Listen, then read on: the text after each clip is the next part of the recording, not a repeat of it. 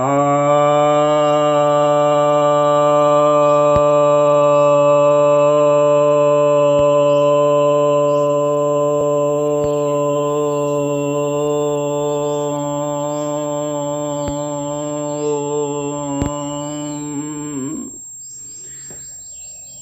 भक्तजनों को सप्रेम नमन। भक्तों, आज मैं आपके समक्ष श्रीमद् भगवद गीता के 25वें श्लोक की व्याख्या करने जा रहा हूँ। यह 25वां श्लोक श्री भगवान वाच है। अर्थात भगवान कहते हैं, अन्ये त्वायम् अजानन्तः श्रुत्वा अन्येभ्य उपासते ते अपि चातितरन्त्येव मृत्युं श्रुति परायणः। अर्थात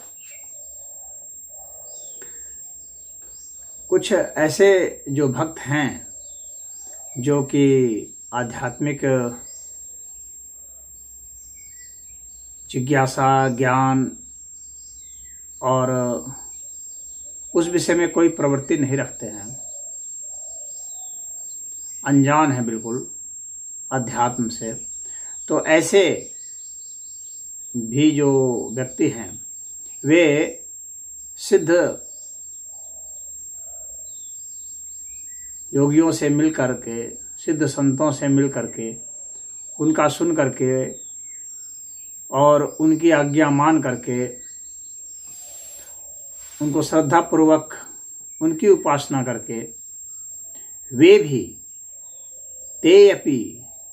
भी तर जाते हैं मृत्यु से, मृत्यु रूपी संसार सागर से वे भी तर जाते हैं। और जो है वो सिर्फ जो है सुनने का ही व्यवहार करके ऐसा भी कर पाते हैं। तो बड़ा बढ़िया यहाँ पर एक दृष्टांत है इस विषय में कि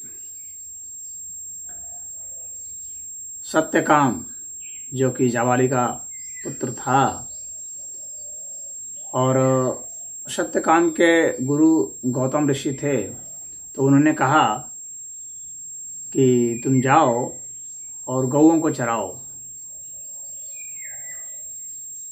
तो सत्यकाम ने कहा कि जब कुछ 100 गायें दी थी उनको, तो कहा कि जब ये 1000 गायें हो जाएं तब आ जाना। तो सत्यकाम उन गौओं को लेकर चला गया जंगल में और चराता रहा। जब 1000 गायें हो गई तो सत्यकाम उन गौओं जैसा हो चुका था और उनके साथ रहते रहते बिल्कुल उनकी हर बात, भाषा, सब कुछ समझने लगा था, उनके आचार विचार व्यवहार समझने लगा था। और उससे क्या हुआ कि वह जो है उनसे संवाद कर पाने लगा।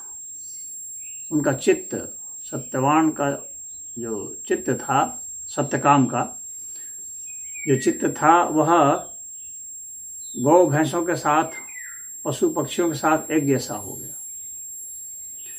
ऐसी स्थिति में एक सांड ने उसको इस अस्तित्व के यानी ब्रह्म के पहले पाद का ज्ञान दिया। अब इसके बाद फिर अग्नि ने ज्ञान दिया, फिर इसके बाद पक्षी ने ज्ञान दिया,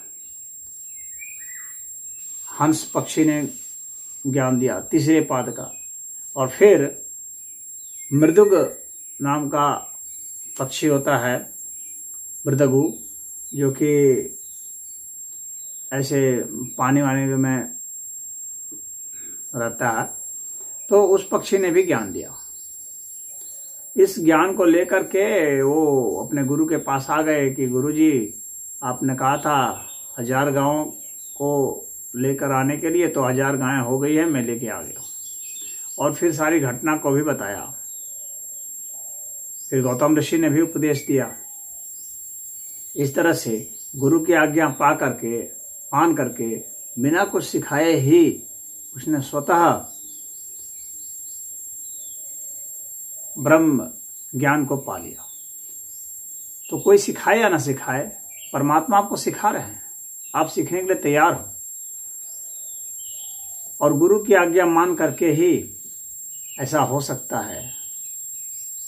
तो जो सिद्ध साधु संत हैं, उनके शरण में जो आ जाते हैं, उनकी बातों को सुन करके, उनके उपदेशों को सुन करके बस ज्ञान का प्रवाह उनमें होना शुरू हो जाता है। तो यही भगवान यहाँ पर संदेश उपदेश दे रहे हैं कि जो साधारण व्यक्ति हैं, जिन्हें शास्त्र का अध्ययन नहीं है, स्वाध्याय नहीं है, न जिन्हें फुर्सत है, यदि सिर्फ श्रद्धा रखें गुरु के प्रति और आते जाते रहें, उनके पास बैठे रहें, उनकी सुनते रहें, उनकी निंदा न करें, उनकी सेवा शुश्रूषा करते रहें, तो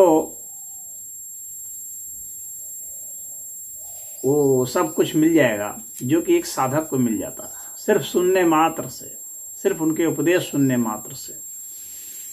क्योंकि वह उपदेश उनका एक विशेष होता है और धीरे धीरे आपके जीवन में उतरता चला जाता है। तो यही यहाँ कहना चाह रहे हैं कि उसको सुन करके भी आप परमात्मा को पा सकते हैं, मृत्यु से तर सकते हैं। महापुरुष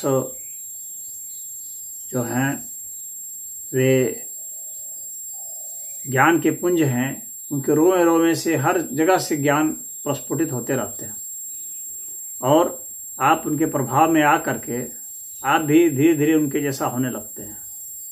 जैसे कोहड़ा को देख करके कोहड़ा रंग बदलता है, खरबूजा को देख के खरबूजा रंग बदलता है, इस तरह से कहा जाता है कि गुरु के साथ रह करके शिष्य गुरु हो जाता है। मात्र साथ रहने से ही तो ज्ञान कोई जाने या ना जाने, अगर गुरु अज्ञानी भी है और उसकी बात आप मान रहे हैं, सुन रहे हैं, समझ रहे हैं, तो भी ज्ञान आपको हो जाएगा। क्यों?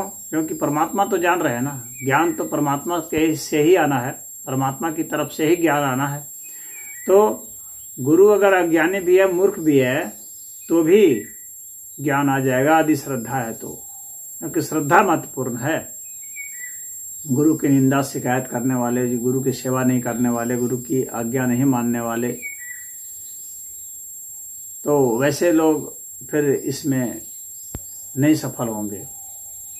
सिर्फ श्रद्धावान, गुरु की सेवा में तल्लीन, उनकी एक भी आज्ञा को इनकार नहीं करने वाला, उनका हर समय निरीक्षण करने वाला, हर समय ख्याल करने वाला, तो तर जाता है।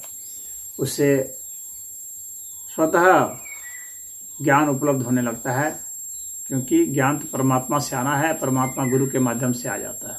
परमात्मा सीधा भी आ सकता है, जैसे कि मैंने बताया सत्यकाम को साण के माध्यम से आ गया, हंस पक्षी के माध्यम से आ गया। तो इस तरह से ज्ञान तो आने लगेगा, क्योंकि पूरा विश्व जो है ज्ञानमय है, हर जगह ज्ञान है, हर समय ज्ञान है। बस आप उसके योग्य हो जाएं, बस ज्ञान ही ज्ञान है, और ज्ञान तो आप ही में है, अपने से प्रकट हो जाएगा। तो ज्ञान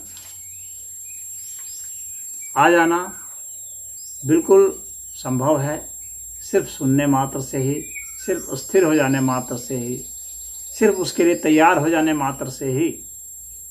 यही इसका संदेश है, और इससे आसान और भला भगवान क्या बता सकते थे कि किस तरह से कोई ज्ञानी हो जाएगा। तो इसमें इतना ही। ओम।